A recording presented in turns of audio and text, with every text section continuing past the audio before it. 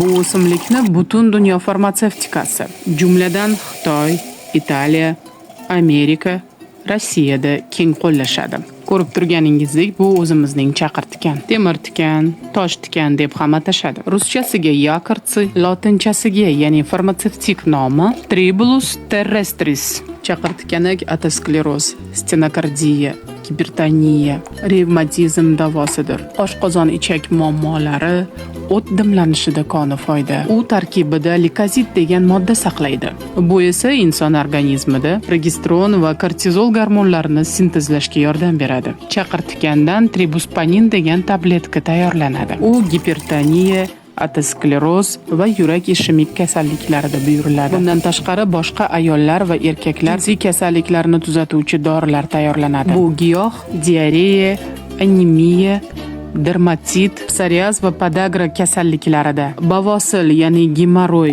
buyrak kasalliklari, o'tkir respirator kasalliklarida davodir. Qondan yomon xolesterinni haydaydi, gijjaga va shishlarga qarshi kurashish xususiyati bor.